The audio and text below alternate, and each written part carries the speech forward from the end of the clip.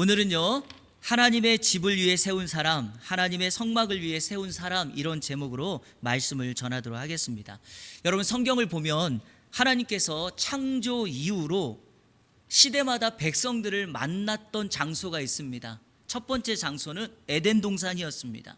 하나님께서 직접 에덴 동산을 창설하시고 자신의 사람들을 그곳에 두어 그들과 만났고 그들과 대화했습니다. 그래서 그곳은 하나님과 인간이 직접적으로 소통할 수 있는 낙원이 되었습니다. 그곳에는 죄가 없었고요, 하나님을 만나기 위하여 특별한 노력을 할 필요가 없었습니다. 왜냐하면 늘 그들의 삶이 하나님과 동행했기 때문입니다. 하지만 에덴 동산에 죄가 들어왔고요, 그 에덴 동산이 타락하기 시작하자 하나님은 더 이상 그들을 에덴 동산에 둘 수가 없었습니다. 그래서 에덴 동산에 살고 있었던 아담과 하와를 추방시킵니다. 그리고 그 동산은, 그리고 아담과 하와는 낙원을 잃어버린 실낙원의 상태가 되었습니다. 하나님은 죄로 인하여 타락한 백성들을 만나기 위하여 새로운 장소를 준비하셨습니다. 그게 바로 우리가 잘 알고 있는 광야 시대를 살아가는 인생, 그리고 오늘 우리에게도 동일하게 광야와 같은 삶을 살아가고 있는 인생에게 만들어 주신 바로 성막 또는 회막, 증거막이라고 하는 그 장소입니다. 문제는요, 하나님께서 이 성막에서 우리를 만나시겠다고 말씀하셨지만 이 성막을 짓는 것이 쉽지가 않았다는 사실입니다. 성막을 만들 때 그 치수, 재료, 방법들이 너무 복잡합니다. 일반적인 사람들은 설계도 자체를 만들 수가 없는 방법이었습니다. 이 성막의 공통 특징은 뭐냐? 만드는 것은 사람이 만들지만 성막의 모든 시작과 마지막의 계획은 하나님이 하셨다라고 하는 것이죠. 그래서 우리가 잘 아는 모세라고 하는 사람을 통해서 하나님은 이 성막의 모든 설계도를 준비시켜야 하십니다. 혹시 지난번 우리 오후 예배 때 디스크라고 하는 성격 유형 공부할 때 이 모세라고 하는 사람이 전형적인 C 타입, 즉 신중형의 사람이라는 거 기억나십니까? 이런 신중형의 사람, 세밀하고 꼼꼼하게 가진 성격을 가진 사람이 이 성막이라고 하는 도구를 만드는 방법을 하나님께 받았을 때 포기하지 않고 끝까지 만들 수 있는 방법입니다. 여러분, 출애굽기를 21장부터 읽어보시면 이 성막에 관련된 쭉 설명이 되어 있는데요, 성격이 조금 그 외향적인 사람이나 D나 아니면 I형의 성격을 가진 사람들은요, 성경을 2장 이상을 못 읽어요. 왜냐하면 읽기가 너무 어렵습니다. 뭐 치수는 어떻고 고는 어떻고 큐빗은 어떻고 그거 하다가 끝나버리니까요. 그런데 여러분, 모세는요 설계자였고 직접적인 이 성막을 만드는 사람은 아니었습니다. 다시 말하면 모세는 감독자이자 지도자였습니다. 이 감독자와 함께 실질적으로 성막을 만드는 일에 가장 주된 역할을 했던 사람이 우리가 오늘 성경에서 읽었던 부살렐이라고 하는 사람입니다. 이 부살렐이요, 이름을 찾아보니까 하나님의 보호의 그늘이란 뜻을 가지고 있고요, 하나님은 이 사람에게 은혜를 베풀어서 성막이라고 하는 도구를 만들게 하셨습니다. 사랑하는 여러분, 성막을 만드는 것과 성막과 똑같은 기능을 하고 있는 교회를 세워가는 역할은 같습니다. 다시 말해서 부살렐을 통하여 성막을 만드는 것과 오늘 하나님의 집인 교회를 건강하게 세우는 것은 같은 원리입니다. 그래서 하나님께서 부살렐을 세워 성막을 만들 때 그에게 주셨던 은혜, 그리고 성막을 만들기 위하여 필요했던 은혜와 오늘 교회, 하나님의 집을 건강하게 세우기 위하여 하나님의 오늘 우리 성도들에게 주신 은혜의 모습은 동일합니다. 그래서 오늘 말씀을 통해서 하나님의 집을 세운 사람 부살렐에게 하나님이 주셨던 것, 그리고 오늘 하나님의 교회를 건강하게 세우기 위하여 우리에게 필요한 것이 무엇인가를 세 가지로 정리해서 하나님께서 우리에게 주시는 은혜를 함께 상고하도록 하겠습니다. 오늘 말씀이 전해질 때 오늘 이 동일한 은혜가 저와 여러분에게 임하기를 주님의 이름으로 축원합니다. 첫째로, 하나님은 부살렐에게 하나님의 영을 부어주셨습니다. 한번 따라해 볼까요? 하나님의 영을 부어주셨다.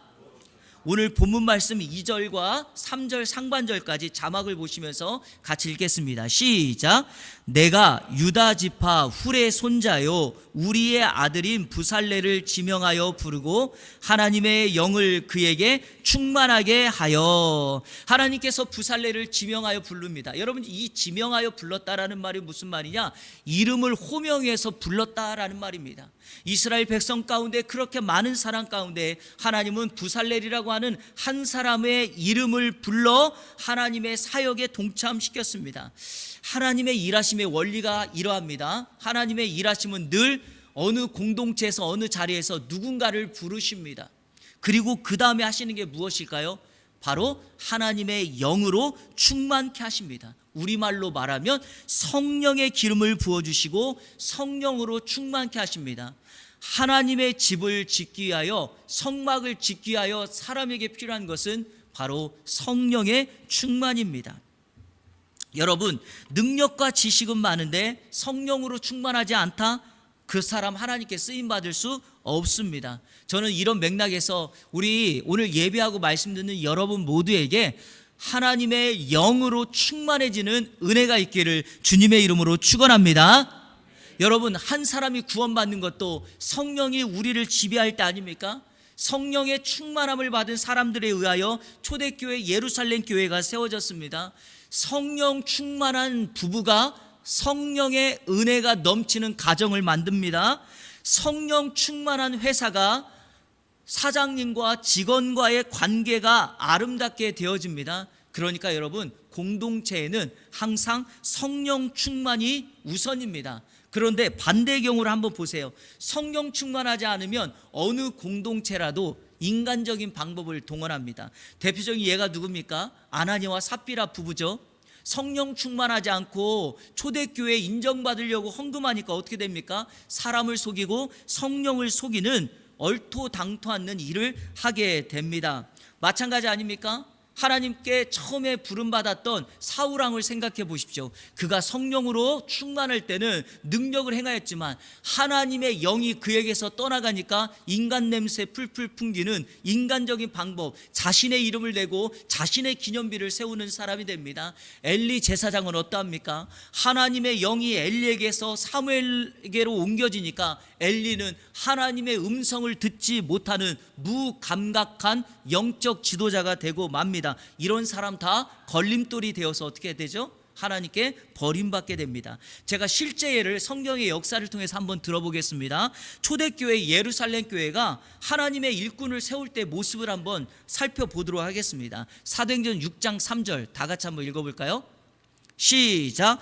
형제들아, 너희 가운데서 성령과 지혜가 충만하여 칭찬받는 사람 7을 택하라. 우리가 이 일을 그들에게 맡기고. 예루살렘 교회가 메가처치, 거대하게 성장한 교회가 됩니다. 그랬더니 여러분, 성도들을 돌보는 일에 너무 분주해지기 시작합니다. 특별히 과부들에게 구제를 하는 일에 문제가 생기기 시작하자 사도들을 중심으로 한 이 제자들이 이 일을 그냥 놔둬서는 방치해서는 안 되겠다라고 생각하면서 자신들은 말씀을 전하는 것과 기도하는 일에 전무할 테니까 이 구제와 행정하는 일을 위해서 초대교회에 7 집사님을 세우는 그 일을 시작합니다. 바로 그 조건이 이 본문입니다. 자, 여러분, 이 분명한 말씀에서 그 조건을 세우는 기준이 뭡니까? 바로 성령 충만하여 칭찬받는 사람입니다. 바로 성령 충만한 사람이 가장 우선입니다. 현재 우리 한국교회 가장 큰 병폐 가운데 하나가 무엇인지 아십니까? 성령 충만하지 않는 사람이 목사가 되고 성령 충만하지 않는 사람이 직분자가 되니까 문제가 되어지죠. 그러니까 기도하는 집, 하나님을 만나는 장소가 사업장이 되고 강도의 소굴로 변질되고 맙니다. 제가 얼마 전에 청년사역연구소에서 올라온 글을 봤는데 한 청년이 목사님께 상담을 요청했는데 이와 같은 상담을 하였습니다. 목사님, 나의 어머니가 교회에서 권사로 임직받게 되었는데 엄마가 2가지 때문에 너무 근심하고 걱정해서 고민이라는 겁니다. 그 2가지가 뭐냐? 하나는 임직 헌금을 내야 된다는 거예요. 다른 하나는 교회에서 정하여준 한복을 맞춰 입어야 된다는 거예요. 여러분, 임직 받으니까 교회에다 헌금하고 한복 맞춰 입는 거 뭐가 문제가 되겠습니까? 그런데 이 어머니의 경우는 좀 달라요. 왜냐하면 이 어머니는 아버지를 먼저 여의고 이 어머니가 일하면서 힘들게 자녀들을 양육하고 자식들을 위해서 무엇을 할까 고민하다가 교회 나가서 봉사하고 교회 나가서 열심히 기도했던 어머니예요. 여러분 얼마나 귀합니까? 교회가 그 공로를 인정해서 권사로 취임하고 임직받게 되는데 그 순간에 헌금이 한복이 이 어머니의 삶을 붙잡고 말했던 것이죠. 사랑하는 여러분, 왜 이런 경우가 생길까요? 임직자를 세울 때의 조건은요, 이런 것이 아닙니다. 이런 것들이 당연해지면 안 됩니다. 저는 분명하게 말씀드리지만 이런 것들이 마치 교회 내규처럼 당연해지기 시작하면 그 교회는 진정한 교회라고 말할 수 없습니다. 왜냐하면 이유가 있습니다. 하나님께서 그렇게 기준을 세우지 않았기 때문입니다. 굳이 교회가 사람을 세울 때 조건을 찾자면 딱 한 가지예요. 그게 뭘까요? 성령 충만하여 칭찬받는 사람. 그것이 오늘 성경의 분명한 기준인 줄로 믿습니다. 여러분, 우리 교회도 이번 가을에 임직식 합니다. 우리 장로님, 권사님, 안수집사님 한 분씩 세우고 저도 임직식을 합니다. 위임받게 됩니다. 여러분, 근데요, 우리 교회가 가을에 임직식 할 때 다른 거 준비할 거 없습니다. 여러분들을 위해서 상패도 기념패도 교회에서 할 거예요. 꽃다발도 교회에서 할 거예요. 직분 받으시고 임직 받는 저와 우리 장로님, 권사님, 안수집사님은요, 더 하나님 앞에 성령 충만하도록 매달리시면 돼요. 그리고 여기 함께 신앙생활하는 우리 성도님들은 증인으로서, 중보자로서 위임받고 임직받는 우리 직분자들이 더 예수님을 닮고 하나님을 닮을 수 있는 성령 충만한 사람이 될 수 있도록 기도해 주시면 족합니다. 아시겠죠? 이것 때문에 문제가 될 수가 없다라는 것입니다. 한국교회는 재력이 많은 사람, 사회적인 높은 지위를 가지고 있는 사람들을 자격 없이 뽑다 보니까 문제가 되기 시작합니다.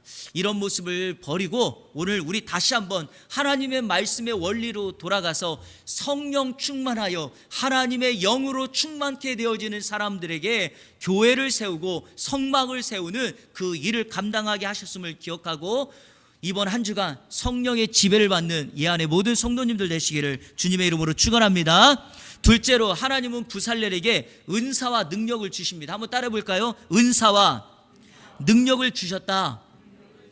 자, 오늘 성경 3절부터 5절까지 쭉 같이 읽겠습니다. 시작.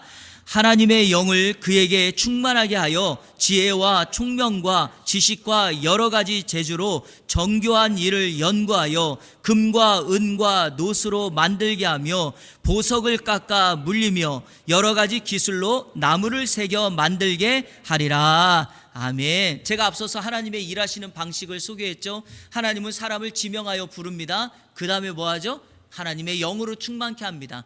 그 다음에 하나님께서 하시는 일이 있습니다. 바로 그 부른 사람에게 은사와 능력을 주십니다. 왜냐? 그 사람을 불렀다면 하나님은 반드시 그 일을 완성할 수 있도록 그 사람에게 은사와 능력을 주십니다. 성경은 하나님께서 부살렐에게 지혜와 총명과 지식과 여러 가지 재주를 주셨다라고 말하는데 이게 다 무엇일까요? 성막을 만들 때 필요한 능력과 지혜입니다.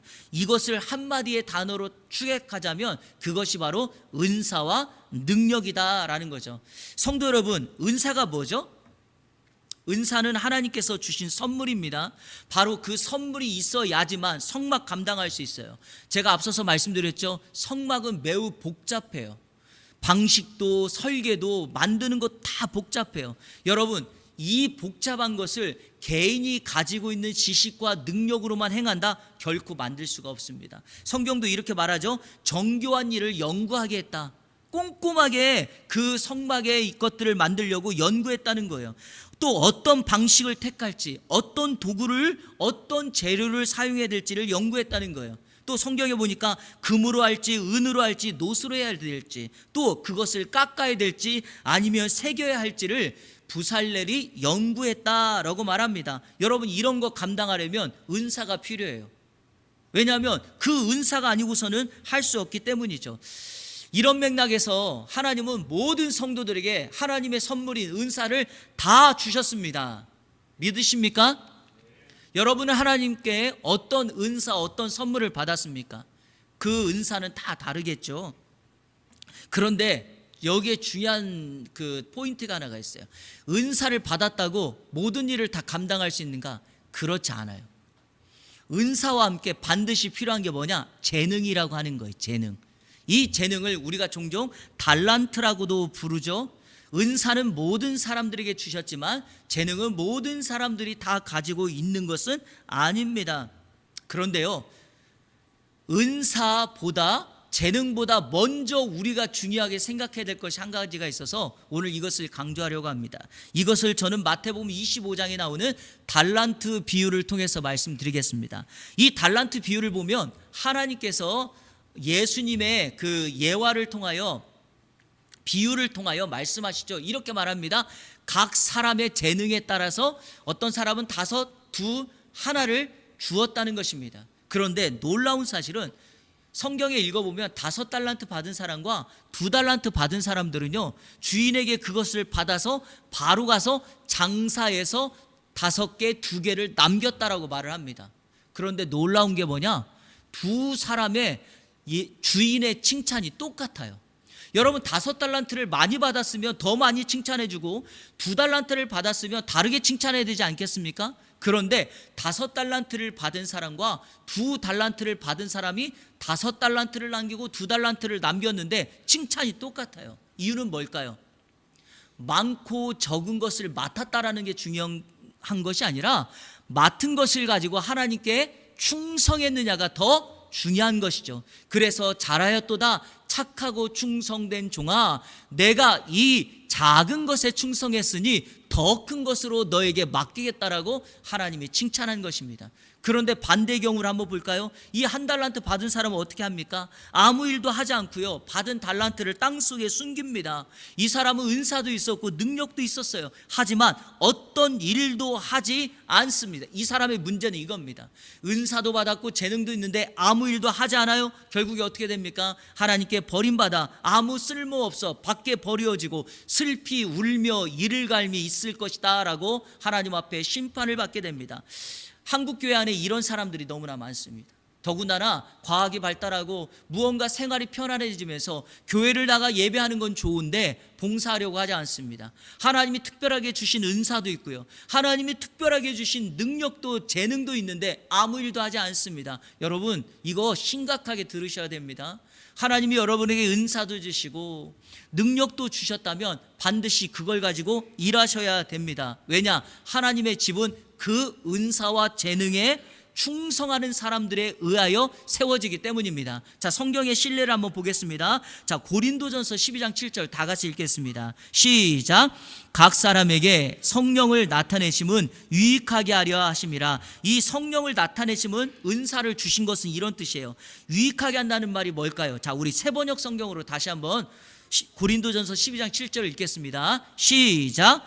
각 사람에게 성령을 나타내 주시는 것은 공동 이익을 위한 것입니다. 공동체의 이익, 공동이익, 이게 바로 어디죠? 교회입니다. 하나님은 교회라고 하는 공동체를 함께 은사받아 함께 능력 있는 사람들 함께하는 공동체로 세웠다는 것입니다. 부살렐이 그랬다니까요. 부살렐은 자신의 개인을 넘어 이스라엘의 공동체를 위하여 힘들고 어렵지만 아무도 할 수 없는 일이지만 그 성막을 만드는 일에 헌신하고 희생하여 공동체를 아름답게 세워갔다라는 것입니다. 마찬가지입니다. 저와 여러분이 하나님의 은사를 받고 하나님께 주신 재능을 받았다면 공동체와 교회의 유익을 위하여 반드시 희생과 헌신으로 어려운 일도 마다하지 않고 함께 동참하는 저와 여러분의 삶이 되어야 될 줄로 믿습니다. 은사와 재능 낭비하지 말고 하나님 앞에 헌신하여 하나님의 집을 건강하게 세우는 이 안에 모든 성도님들 되시기를 주님의 이름으로 축원합니다. 마지막 셋째로, 하나님은 부살렐에게 동역자를 주십니다. 한번 따라해볼까요? 동역자를 붙여주신다. 자, 오늘 성경 6절 말씀 다 같이 읽겠습니다. 6절 시작. 내가 또 단 지파 아히사막의 아들 오홀리압을 세워 그와 함께하게 하며 지혜로운 마음이 있는 모든 자에게 내가 지혜를 주어 그들이 내가 내게 명령한 것을 다 만들게 할지니. 아멘. 하나님은 부살렐에게 은사와 능력을 주셨고 그 부살렐은 그 은사와 능력을 가지고 일합니다. 그런데 여러분, 여기서 우리가 한 가지 기억해야 될 것이 있어요. 부살렐 한 사람의 가진 은사와 능력만으로는 성막을 다 만들 수 없다라는 것입니다. 다시 말하면 부살렐에게도 부족한 부분, 약점이 있을 수 있죠. 부살렐의 전공 분야가 있다면 비전공 분야도 있을 거 아닙니까? 여러분, 전문성이 있는 것은 잘하겠지만 비전문성이 있는 것은 하기가 쉽지 않습니다. 바로 그 일을 위해서 하나님은 부살렐에게 오홀리압과 지혜가 있는 여러 동역자들을 붙여주셨다라는 것입니다. 자, 그 동역자들과 함께 일하니까, 자, 우리 7절부터 11절 특별히 오홀리압을 중심으로 하여 그들이 하는 일들을 소개했는데요. 7절부터 11절까지 쭉 읽겠습니다. 시작. 곧 회막과 증거계와 그 위에 속죄소와 회막의 모든 기구와 상과 그 기구와 순금 등잔대와 그 모든 기구와 분향단과 번제단과 그 모든 기구와 물두멍과 그 받침과 제사직을 행할 때 입는 정교와 짠 의복 곧 제사장 아론의 성의와 그의 아들들의 옷과 관유와 성소의 향기로운 향이라. 물은 내가 내게 명령한 대로 그들이 만들지니라. 아멘. 오홀리압과 함께 부름받은 동역자들은 기구나 받침을 만드는 일, 제사장이 입는 의복을 만들고 그것을 바느질하여 짜는 것들, 향을 만드는 일 등등 이런 것들을 감당했습니다. 그러니까 여러분, 부살렐은 부살렐의 은사와 능력에 따라, 오홀리압과 다른 사람들은 그들의 은사와 능력에 따라 교회를, 하나님의 공동체를 세워 나갔다라는 거죠. 여러분, 바로 이 공동체가 교회 아닙니까? 교회는요, 각기 다른 사람들이 모여서 하나의 몸을 이루죠. 자, 우리 고린도전서 12장 12절을 다 같이 읽겠습니다. 시작. 몸은 하나인데 많은 지체가 있고 몸의 지체가 많으나 한 몸인과 같이 그리스도도 그러하니라. 자, 우리 20절도 같이 읽겠습니다. 시작. 이제 지체는 많으나 몸은 하나라. 여러분, 교회 이 몸, 이게 바로 교회죠. 몸이라고 했으니까 생명체고 유기체입니다. 그래서 여러분, 우리가 교회는 유기체다라고 부르는 것입니다. 그런데 여러분, 몸에는 많은 뭐가 있죠? 지체가 있다라는 것입니다. 예수 그리스도의 몸을 세우는데 성도, 각 지체 역할을 담당하는 성도들이 이루어서 한 몸을 이루고 있다라는 거죠. 이게 바로 교회의 신비 아닙니까? 제가 한번 설문조사를 할 테니까 살짝 손을 들어보시기 바랍니다. 아시겠죠? 자, 여러분의 고향이 전라도다, 손 들어보세요. 네, 자, 손 내리세요. 충청도다, 충청도요, 손 들어보세요. 예, 됐어요. 강원도다. 예, 자, 경기도다. 예, 서울, 제주도다. 예, 없어요. 이북이다. 간첩이 있을 수 몰라요. 여러분, 교회의 신비가 뭔지 아십니까? 바로 이러예요.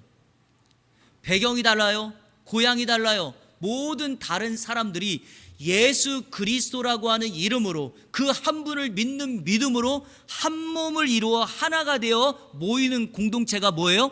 교회예요. 그래서 교회는 신비롭다라고 말하는 것입니다. 그래서 교회는요, 다양성 속에 통일성을 이루어 만들어 가는 거예요. 결코 교회는 목회자 한 사람에 의해서 세워갈 수 없습니다. 아니, 누군가 능력 있는 한 사람에 의하여 세워갈 수 없습니다. 결코 불가능합니다. 그래서 교회는요, 목회자와 성도들이 동역자들이 되어서 한 몸을 이루어 갈 때 진정한 교회가 아름답게 세워지게 될 줄로 믿습니다. 모두가 전라도 사람만 있으면 어떻게 될까요? 제가 이전에 설교할 때 한번 그 말씀 드렸죠. 어느 교회는요, 부교육자를 뽑는데 장교만 뽑아요. 장교, ROTC나 학사장교. 저 같은 사람은 어떻게 해요? 3일 갔다 온 사람은요, 사역지도 못 가요. 이런 데가 어디 있습니까, 여러분? 저는 정말 잘못됐다고 생각해요. 담임 목사님의 의도는 알긴 알겠지만 교회는 그렇게 세워지는 곳이 아닙니다. 성도 여러분, 모세가 일을 할 때 너무 일을 열심히 한 나머지 몸의 건강을 잃게 되었을 때 장인의 조언을 받아서 1000부장, 100부장, 50부장, 10부장을 세워 일을 나눕니다. 여러분, 예수님은 어떻게 하셨습니까? 그분 당신 혼자로라도 세계 복음화를 이룰 수 있고 구원의 구속의 역사를 완성할 수 있는 분입니다. 그럼에도 불구하고 예수님은 12제자를 세우시고 70인 전도대를 파송하시고 그의 핏값으로 이 땅에 교회를 세워 세계 복음화의 역사를 이루어 가십니다. 우리 일전에 제가 느헤미야 강의할 때 느헤미야가 성벽 재건에 동참했던 사람을 너무 지루할 정도로 몇 명이 참여했고 누구의 이름을 다 기록했죠. 그리고 사도 바울도 로마서의 16장을 마감하면서 여러 사람의 이름을 기록하면서 그 사람들을 문안하라고 말합니다. 이유가 뭘까요? 교회는 한 사람의 지도자에 의하여, 능력 있는 한 사람에 의하여 세워지는 것이 아니라 온 성도들이 같이 동참하고 참여하고 동역할 때 교회가 세워지게 된다는 것을 강조하기 위함이고, 또 하나, 하나님은 교회를 위하여 충성하는 모든 사람들의 이름을 잊지 않는다라는 것입니다. 사랑하는 성도 여러분, 저와 여러분이 우리 예안교회를 위하여 세워져 나가는 이 헌신과 눈물과 봉사를 우리 하나님은 결코 잊지 않으실 줄로 믿습니다. 이런 맥락에서 저와 여러분, 우리 모든 성도님들은 같은 동역자가 되어서 하나님의 교회를 건강하게 세우는 일에 헌신하는 우리 성도들 다 되시기를 주님의 이름으로 축원합니다. 말씀을 맺겠습니다. 교회에는 필요하지 않은 사람이 한 사람도 없습니다. 각기 모양이 다르고 배경과 성별과 신분과 학력과 가지고 있는 거에 모든 것이 다르다 할지라도 교회에는 필요하지 않는 사람은 한 사람도 없습니다. 그 한 사람이 그 역할, 그곳에 서 있음으로 교회가 세워집니다. 다른 사람과 나를 비교할 필요도 없어요. 성도님들, 열등감을 갖거나 우월감을 가질 필요도 없습니다. 하나님은 다른 사람과 나를 비교해서 너가 더 우월하기 때문에 너를 쓰겠다라고 말한 적이 없어요. 하나님은 우리가 주님 앞에 섰을 때 우리에게 주신 은사와 우리의 재능대로 쓰시는 하나님인 줄로 믿습니다. 마지막 설교의 결론을 여러분에게 이야기 하나를 함으로 설교의 결론을 마치도록 하겠습니다. 우리 지난번에 공부했던 유일한 구원자 예수 그리스도 이 세가족 성경 공부의 마지막 제5가에 일곱소리 마을 이야기를 여러분에게 있는 그대로 소개하도록 하겠습니다. 아주 먼 옛날 소리나라에서 가장 시끄러운 마을로 소문난 일곱소리 마을이 있었습니다. 이 마을에는 도레미파솔라시라는 서로 다른 일곱 소리가 함께 살고 있었습니다. 어느 날 일곱소리 마을 아이들이 한 곳에 모여서 심각하게 고민을 하고 있었습니다. 마을 어른들이 날마다 싸우고 있었기 때문입니다. 일곱소리 어른들은 언제나 자기 목소리만을 주장하며 서로에게 조금도 양보하지 않았습니다. 그래서 일곱소리 마을에서는 서로 다른 7가지 목소리가 날마다 시끄럽게 들려왔습니다. 언제나 도도한 목소리로 도도가 자기 주장을 하면 쏠쏠은 웃기지 말라며 쌀쌀맞게 소리를 질렀습니다. 시시는 시시콜콜한 것까지 늘 시비를 걸었고 좀 과격한 파파는 퍽퍽 주먹까지 휘두르곤 했습니다. 한밤중에도 랄라랄라 시끄럽게 떠들기를 좋아하는 라라, 미미한 소리에도 짜증을 잘 내며 투덜거리는 미미, 이 애의 소리를 지르며 언제나 남들에게 야유하는 레레, 이런 7소리 어른들의 시끄러운 싸움은 7소리 아이들을 날마다 괴롭게 했습니다. 너무나 속상한 어린 도도가 울면서 하늘을 향해 먼저 기도를 하기 시작했습니다. 7소리 마을 사람들이 싸우지 않게 해달라는 간절한 기도였습니다. 그러자 옆에 있던 어린 미미와 쏠쏠도 한 목소리로 울면서 기도를 했습니다. 그때 아이들이 깜짝 놀랐습니다. 기도하면서 하나로 모아진 어린 도도와 미미와 쏠쏠의 목소리가 새로운 소리로 변하는 것을 들었기 때문입니다. 뭐죠? 도미솔, 이거예요. 도도와 미미와 쏠쏠의 한데 어우러진 목소리는 무척이나 아름답고 환상적인 소리였습니다. 아이들이 흥분하기 시작했습니다. 7소리가 서로 어우러지면 그곳에서 새로운 소리가 난다는 사실을 발견했기 때문입니다. 도도 파파 라라의 소리가 한데 어우러지거나 시시 레레 솔소리 한데 어우러져도 또 다른 아름다운 소리가 된다는 것을 알았습니다. 더 놀라운 것은 이렇게 서로 어우러진 소리들끼리 또 다시 어우러지면 흥겨운 가락이 생긴다는 것이었습니다. 그렇습니다. 소리 아이들이 발견한 것은 바로 노래의 가락이었습니다. 노래 가락을 발견한 7소리 아이들은 아름다운 노래를 부르며 어른들이 있는 곳으로 행진했습니다. 그때까지도 서로 싸우고 있었던 마을 어른들은 아이들의 아름다운 노래가락 소리에 모두 놀라고 말았습니다. 이 싸우고 있는 어른들이 바로 세상이에요. 7소리 마을에서 이렇게 아름다운 소리를 들은 것은 마을 어른들도 처음이었습니다. 그제야 7소리 마을 어른들은 자기들의 목소리가 서로 어우러질 때 얼마나 듣기 좋고 아름다운 소리가 되는지를 깨달았습니다. 그 뒤로 7소리 마을에서 시끄러운 소리는 더 이상 들리지 않았습니다. 서로 어우러진 아름다운 소리만이 있었습니다. 어느새 7소리 마을은 소리나라에서 가장 살기 좋은 마을이 되었습니다. 그리고 7소리가 서로 어우러진 그 아름다운 노래는 지금도 이 세상을 아름답게 만들어가고 있습니다. 여러분, 7소리가 서로 어우러진 그 아름다운 노래, 그곳이 바로 교회입니다. 교회는 여전히 시끄러운 소리를 내고 있는 이 세상을 향하여 아름다운 화음이 담겨진 이 노랫가락을 그들에게 선언해야 합니다. 우리가 능력이 많아서가 아니라 나의 능력과 여러분의 능력이 하나가 되고 나의 은사와 여러분의 은사가 하나로 어우러졌을 때 교회는 아름다운 하모니를 낼 수 있게 될 줄로 믿습니다. 하나님의 집인 교회를 위하여 여러분의 모든 은사와 능력을 서로가 하나 되어 아름다운 하모니를 이루는 우리 이 안에 모든 성도들 교회가 되기를 주님의 이름으로 축원합니다. 우리 시간에 같은 마음으로 우리 결단의 찬양 드릴 텐데요. 우리 그 교회를 향한 소원이 있는 찬양 있죠? 우리를 사용하소서. 우리 이 찬양 같이 하면서 우리 이한교회가 이와 같은 소원이 그대로 이루어지는 공동체가 될 수 있도록 같은 마음으로 결단하며 기도하도록 하겠습니다. 같이 찬양합니다.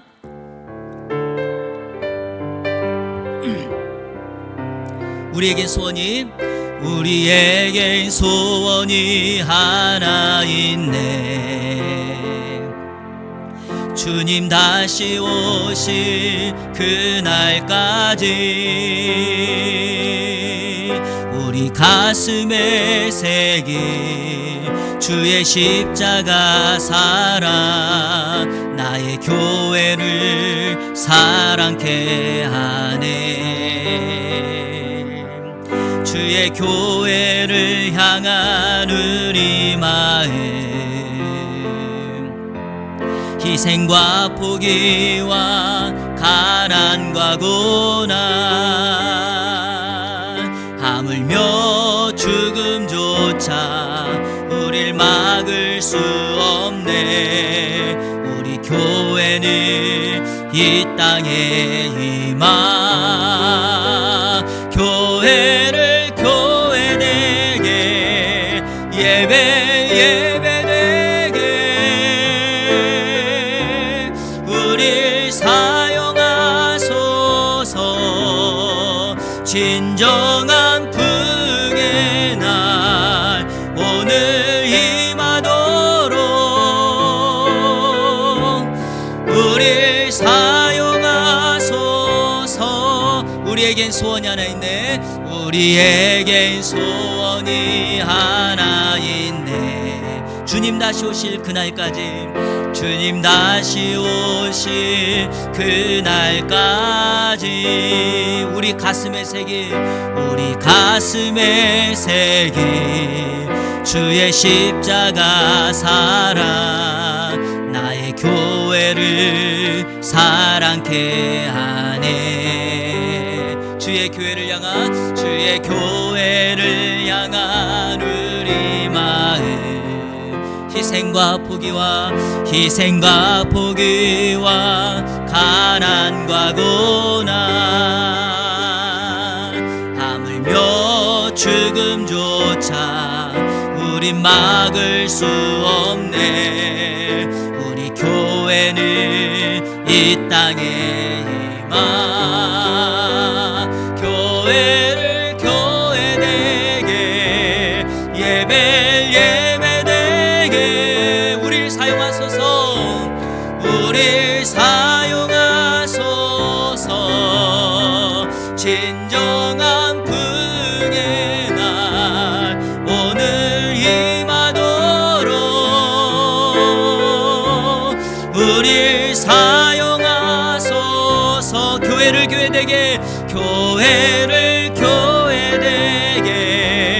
예배되게 우릴 사용하소서. 진정한 풍의 날 오늘 임하도록 우릴 사용하소서. 아멘. 저는 우리 이 한국 땅에 다시 한번 예수 그리스도의 십자가의 피 묻은 복음의 역사가, 각성의 역사가 임하기를 촉구합니다. 바로 그 시작은 교회를 향한 헌신과 희생과 포기가 있는 저와 여러분의 그 신앙의 삶으로부터 출발해 할 줄로 믿습니다. 여러분, 이안교회가 이곳에 세워졌습니다. 이안교회를 통하여 이 지역사회 하나님의 구원의 방주, 그리고 세상에 빛을 발하는 등대가 되기를 소원합니다.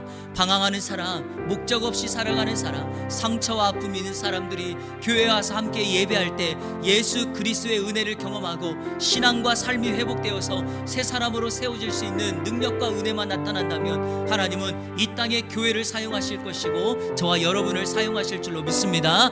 교회를 위하여 희생하는 그 모든 것들을 우리 주님은 잊지 않습니다. 그래서 오늘 이 시간에 이렇게 기도할 겁니다. 여러분의 기도가 이 땅에 뿌려져서 반드시 열매를 맺게 될 줄로 믿습니다. 그래서 오늘은 특별히 교회를 위하여 한번 기도했으면 좋겠습니다. 하나님, 우리 이안교회가 우리 성도들이 속해 있는 이 지역사회 독산동, 길 건너 소화동까지 하나님의 은혜의 역사가 흘러넘치는 교회가 될 수 있게 해달라고, 여러분의 삶의 현장, 일하는 일터에 여러분으로 말미암아 복음의 역사, 구원의 역사가 일어날 수 있게 해달라고 기도하십시오. 그리고 여러분 하나만 더요, 여러분의 은사와 능력을 주님의 영광을 위하여 쓰십시오. 하나님은 더 많은 것들로 갚아주실 줄로 믿습니다. 그리고 여러분이 그렇게 살아간다면 여러분의 모습을 보고 있는 자녀들이 동일하게 하나님의 영광을 위하여 살아가게 될 줄로 믿습니다. 하나님, 우리 이안교회를 사용하옵소서. 우리 이안교회가 축복의 통로가 되게 하시고 이 땅에 부흥의 역사를 일으키는 초대교회 예루살렘 교회와 선교적인 안디옥 교회 같은 교회가 되게 하여 주옵소서. 우리 시간에 통성으로 교회를 위하여 한번 기도하며 나아가도록 하겠습니다. 기도합니다. 하나님 감사합니다. 거룩한 주일을 귀벌하여 예배하게 하여 주시고 오늘 하나님의 집을 세우는 사람의 모습을 통하여서 하나님께서 어떻게 일하시고 하나님이 어떻게 역사하시는지를 살펴보았습니다. 하나님, 오늘 말씀을 통하여 우리에게 허락하신 은혜를 허락하여 주시옵소서. 성령 충만한 사람들에 의하여 우리 이안교회가 세워지게 하여 주옵소서. 받고 가진 은사와 능력에 따라 일하게 하여 주시고 우리가 서로 함께하여 동역자 의식을 가지고 서로를 축복하며 세워나가는 우리 이안교회가 될 수 있도록 인도하여 주시옵소서. 하나님, 우리 교회로 말미암아 우리 교회가 속해 있는 이 지역과 독산동과 롯데캐슬과 우리 성도들이 속해 있는 저 소화동까지라도 주의 복음화의 역사가 이루어지기를 원하오니 주여, 우리에게 영혼들을 붙여주시고 그들을 섬길 수 있는 은혜의 역사가 있게 하여 주옵소서. 우리 교회가 서로 하나 되어 함께 울고 함께 웃는 공동체가 되게 하여 주옵소서. 성도의 아픔과 즐거움을 외면하는 것이 아니라 아버지 함께하고 함께 나눌 수 있는 공동체로 서게 하여 주시옵소서. 그래서 이 땅 가운데 다시 한번 부흥의 역사가 일어나게 하시고 교회가 교회되고 우리의 예배가 예배되는 진정한 부흥의 역사, 각성의 역사가 일어날 수 있도록 인도하여 주시옵소서. 우리를 사용하여 주시옵소서. 하나님 감사합니다. 오늘 말씀을 통하여 하나님의 집을 세우는 사람, 우리 하나님께서 어떻게 일하시고 어떤 은혜를 주시는지 함께 살펴보았습니다. 하나님의 영으로 충만케 하여 주옵소서.